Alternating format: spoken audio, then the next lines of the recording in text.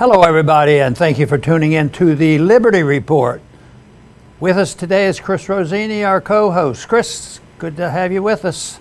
It's great to be with you, Dr. Paul. Very good. This is our program. We usually bring up subjects like the economy more often. Also, we all have often mentioned about gold, and there's a lot of activities this morning. Gold is up high, higher than usual. But there were some stirrings in the banking industry. A major bank in Silicon Valley looks like it's in trouble, and people are worrying about how much that's going to spread. Is this the beginning of the big one, or is this just one isolated bank? And the question is how long will it take to bail out the bank? Because they don't want this to spread, but ultimately, these things spread and they can't control it.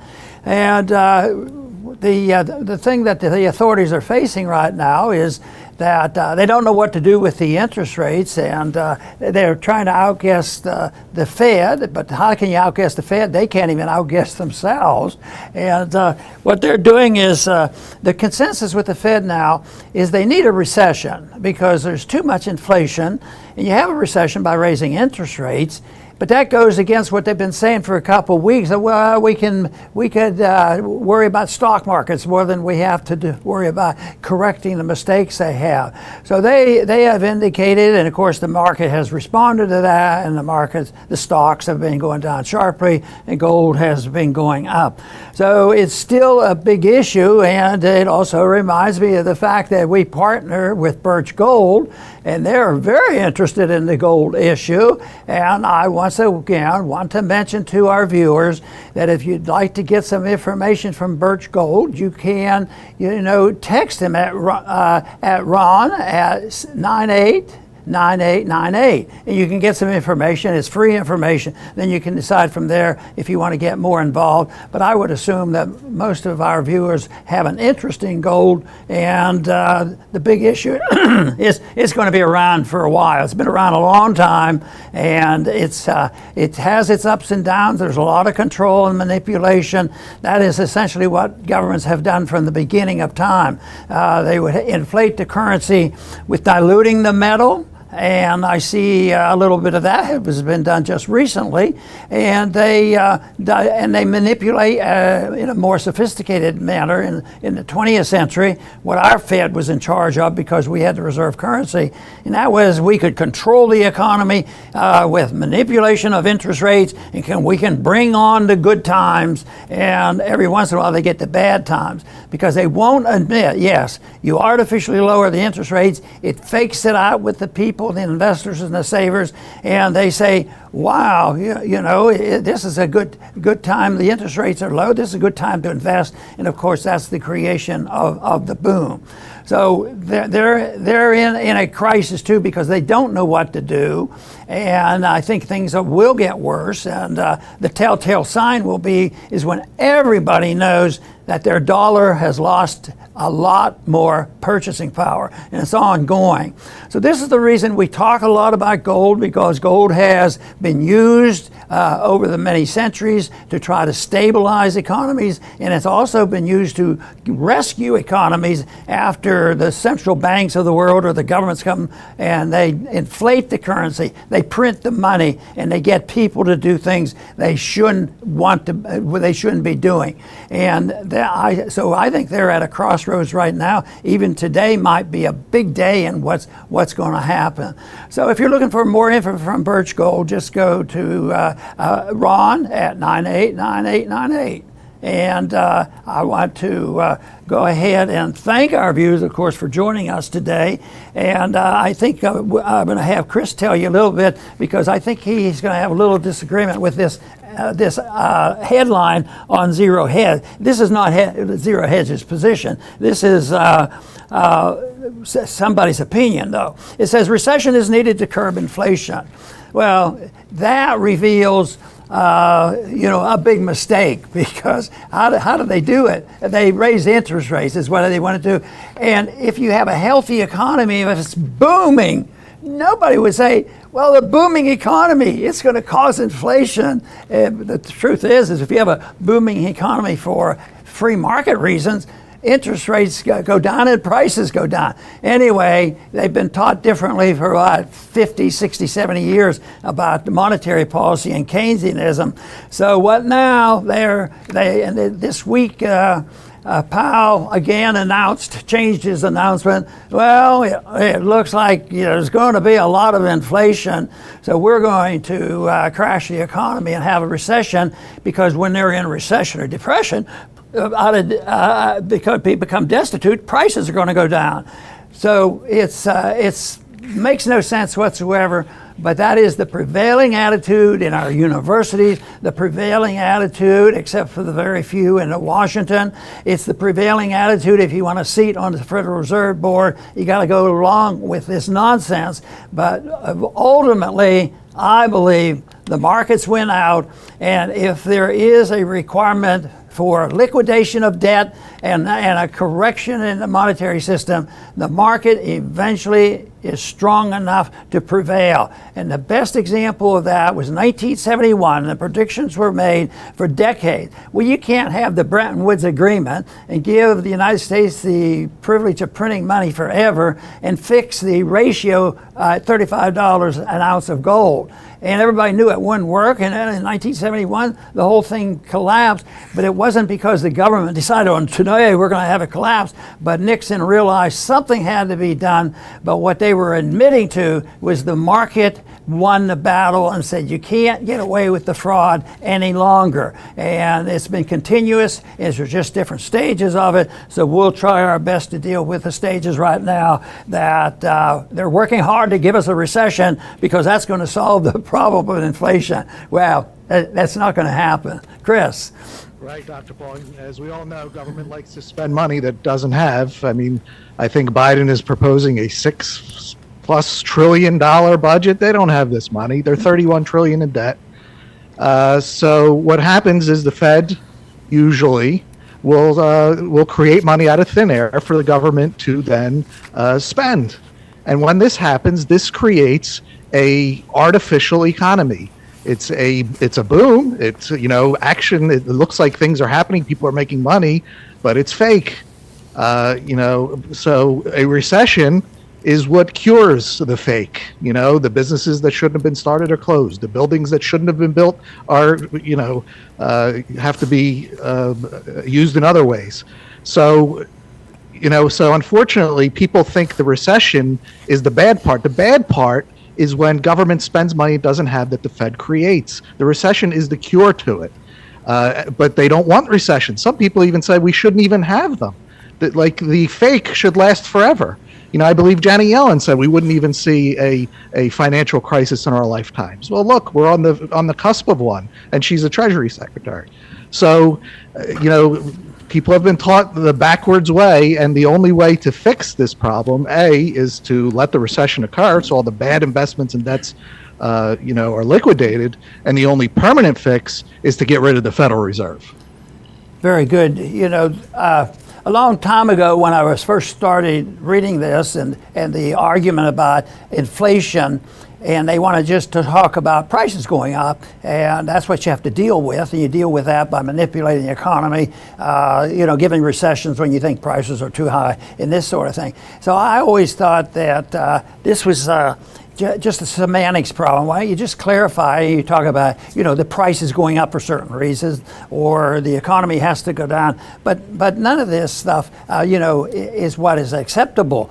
But the CP, they want us, and I found it in Human Action, Mises' great book, and he said it's on purpose. He said the establishment doesn't want you to think about the real cause, which is the monetary management, the money manager. Those are the people that are causing the trouble. They want you to think of prices, think of wages, think of the businessman gouging, think about the weather, think about wars, and all these, make all the other excuses, but they try desperately to guide you away from the Federal Reserve and the money managers. And that's also one of the reasons, once I discovered that really what needs to happen, at least the start of the reversal of this, was just get to know know what the Fed is all about, and that's why I emphasize so much having an audit of the Fed, because I always believe that the people, if they have the information, they will wake up to it. And the distortions, though, you get from the government are usually, on purpose to misguide us. But their goal mainly is to benefit the special interests, can benefit, and that's why inflation is universally accepted, and so everybody has a special interest anywhere from the corporate interests. Now we have so many military industrial complex and pharmaceutical industrial complex, so everybody's dependent on this, all types of welfare. So you can't have a free market economy without an understanding of this. And the people that oppose what we're talking about in a free market, they like this because they say, oh, look at what happened. You guys want a free market, and look at what we have. You have your free market going on, and you get a Republican in, and the same things happen. See, that's a distortion. I'm making an excuse because it just happens that if you look at the deficits, that's not a one-party system problem. That is done by both parties. And if you look at the military-industrial complex, but we always see openings and some changes, and some are better than the other.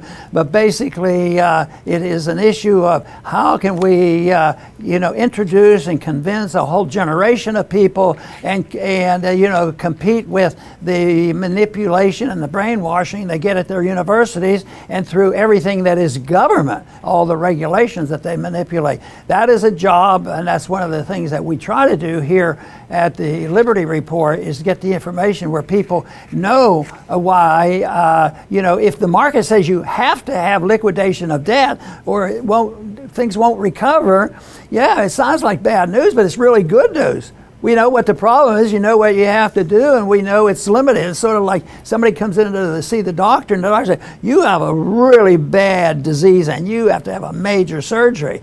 And you say, well, that's horrible news. No. It's operable. You can have this out, your surgery done and be over with. So if you know and understand the truth, I think it's beneficial, and rather than trying to hide it. But the reason they want to hide what's really going on, because the special interests immediately want the benefits, and they want to hang on to their benefits as long as they can. Chris? Yes, very good, Dr. Paul. And I wanted to talk about the presidents, because while more people than ever, I believe, know about the Fed and pay attention to the Fed, most still do not. But they do pay attention to presidents. And the presidents get credit and blame for what the Fed basically is doing. And I believe Trump was a better president than Biden, for sure. But, the economy under Trump, it's very misleading to think that he was some kind of magician. Because it was money pumping that was pumping up the economy, and it made things look good. So he was lucky in that sense. Right now, Biden's getting the hangover, and Biden's policies are terrible, maybe 99% of them, but this was inevitable. When you have an artificial boom, there's going to be a bust, and whoever's president at the time is going to have to deal with it. Now, of course, Biden is going to deal with it the wrong way, but the point I'm trying to make is it's not smart to fool yourself to think that the Trump years were some kind of economic miracle. They were not. They looked like it, but we're getting now the hangover to all that money pumping, all the spending, all the debt. And, so it's the people that watch this show are in a select group. It's the Federal Reserve. But most people outside, they think it's Trump. They think it's Biden, this guy, that guy. They're really just where they are at the time, and they either take the credit or the blame. Very, very good. And your points are well made.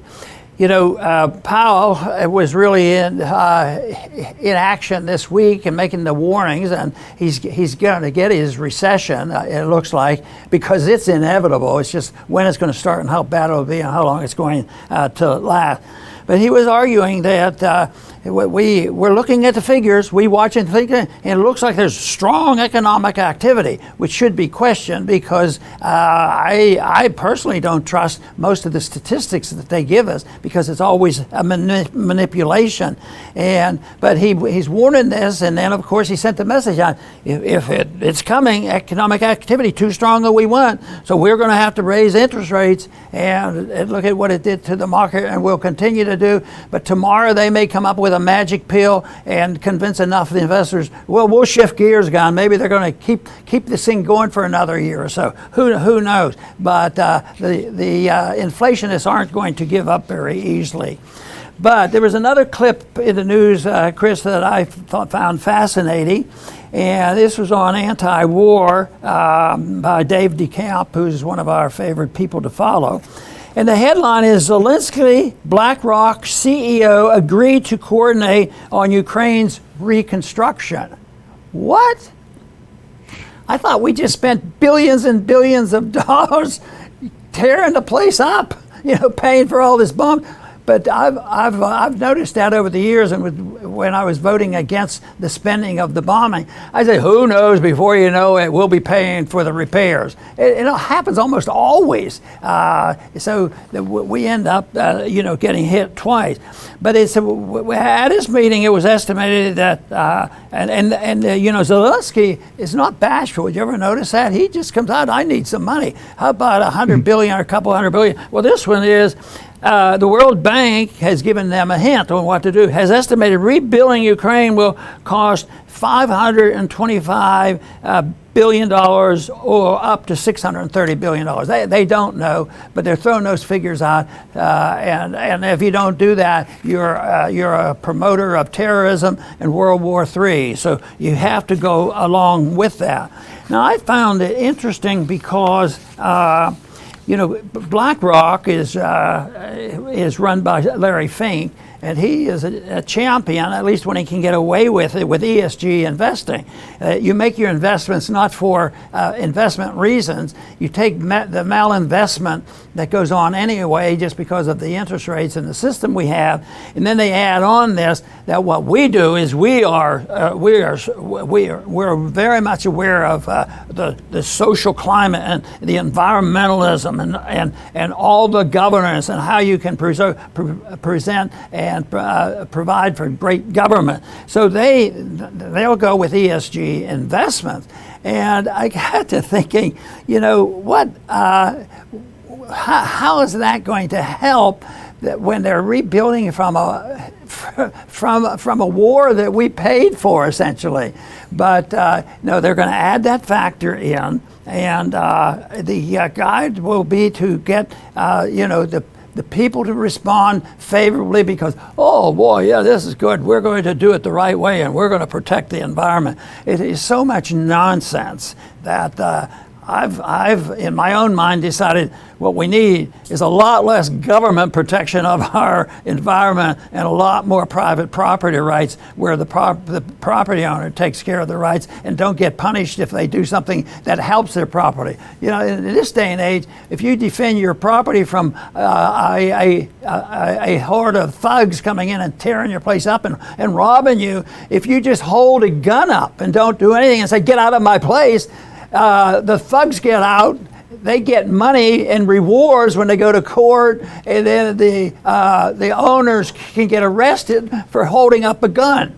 So that's that type of investing. It doesn't sound to me like that's a good option for what's going on now, and to compensate for the silliness that has been going on in Ukraine for a long, long time, especially since World War II, and especially since 2014 when we participated and promoted the coup to kick out an elected president at that time. Chris. Right, Dr. Paul. Yes, private owners always have the incentive to take care of their property.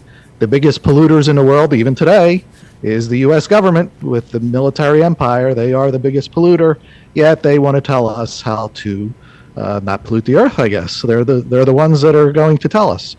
It was the same way with the Soviet Union. They were massive polluters. There's no incentive. If you don't own it, You know, it's the same thing with like a rental car, a rental house. After people are done with it, it's often trashed because it's not theirs. So I will finish up, Dr. Paul, with my closing thoughts. As I said earlier, more people than ever, I believe, and I would say it's largely due to Dr. Paul, what he has done over the decades, know about the Federal Reserve. I remember reading him and his speeches 20 years ago, and it was, you know, people just didn't know about it. But because now 20 years has passed and a lot more people talk about the Federal Reserve, people that are into gold know about the monetary system, how messed up it is. People that are into Bitcoin, same thing. You know, when you go on Twitter and read people that are into Bitcoin, they understand the fiat money system, how messed up it is, and you know, they believe that Bitcoin is a solution. So the point is, a lot more people are talking about this today, and that is all for the good, because that's what needs to happen in order for change to happen. It's still not a majority, and it may never be a majority, but you don't need a majority for change.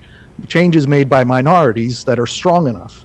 And that day may come someday where we actually have sound money, and we should all play a part in helping to make that happen, because we know what it's like to live like this, and we just know that it's wrong. So if we can learn about the financial systems, learn why sound money is superior, and then tell others, you know, then you could do your own little part in making a massive change. Very, very good, Chris. You know, I'm going to finish up by making a few comments about cryptocurrencies and admitting from the very beginning and following up on what Chris says, you know, we don't know exactly how cryptos are going to work out. And there's a lot of strong feelings and beliefs and convictions, pro and con on crypto. My general position over the years, even when I was back in Congress, was to make sure that it was legal to use something other than the Federal Reserve. And that's why I had a bill in to repeal all legal tender laws. And you could use anything you want, but you couldn't ever use fraud to deceive people and lie to people. You can't have a pseudo gold standard like the government has and tell you, oh, we really have the gold. No, you couldn't commit fraud, but if there's an alternative to it, an electronic age and a computer age, I mean, there's all kinds of things that might be used. And the question is, who's winning the argument? The people who say you can't ever work, it's not enough like gold to work, and others will say it is going to work and it's going to be the currency of the world. I don't know the answer, and I don't think the market totally knows the answer, and maybe it'll come in between. Maybe there will be crypto gold currency or whatever. But I think that the one thing about this, why I find it fascinating, is how did so many people invest so much money in crypto?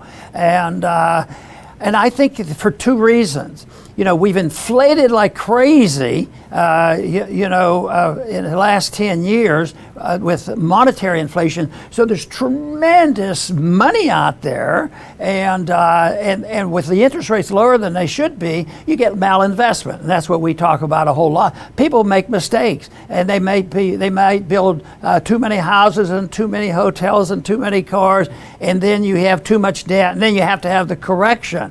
And that's the malinvestment. And some people say, well, that's inflation, and they want to protect. So they know that gold has been used for centuries, and others argue that no, crypto will protect you. So you have to get hold of crypto, and they see that crypto is a protection against the current system. And I don't think the answer is in on that one, because I don't think anybody knows which way it's going to go. But in a way, it's a result of inflation. But others say that you have to have crypto to protect against inflation, because if you just set it aside and say they're printing money like crazies and prices are going up too high, I'm going to protect myself against the inflation. So is it part of the inflation and the mistakes they made, or is it because somebody is trying to protect? It's probably a mixture of different reasons why people do this. But I was interested in the monetary issue mainly because it it made a lot of sense to me. And as a libertarian, I don't want to impede anything when there's a freedom of choice and another option. And that is why I think the government messes things up so badly. They're just interfering with voluntarism and contracts. Live up to your promises. And they want to get involved, and they get involved too much protecting corporations. I think, over the years, I said, well, it's the labor unions. They push the wages up. They cause the inflation, which isn't true. And then they come along and they say the government should help the corporations, just like this bank we noticed today is going bankrupt, and implied, it's probably going to get a bailout. Look how many times the banks have gotten bailout. So it's one of those things that they do the wrong thing, and people have to realize that the special interests are so powerful. The thing that I'm most concerned about philosophically in the economy is corporatism, something that invites corporations to take over, and losing the benefit of somebody easily saying, oh, it's the government that's restraining our First Amendment rights. But it might be the government working with, a big, social media. We'll punish them. We'll cancel them. We'll punish them. And then they work together, and it's the social media that's carrying out the restriction. It gets a little bit messy there. And I think corporatism is very, very dangerous. That's where the money control is, and you have pharmaceutical industrial complex. You have all kinds of military industrial complex. Now we have the medical industrial complex. Well, I guess we have to thank Fauci for exposing them, how corrupt they are. And that is so sad, and that really hurts me, because there's a lot of good physicians out there that have fought that, and a lot of them got punished over this, and that needs to be sorted out. And to me, whether it's the financing and any problems that we have, it isn't that difficult. Just follow the rules. And somebody said, well, where do you start? Where do you start? And I don't think it's a question on where you start. Why don't we get people to start by reading the Constitution, and then find out that peace and prosperity can be best brought about by emphasizing personal liberty. I want to thank everybody for tuning in today to the Liberty Report. Please come back soon.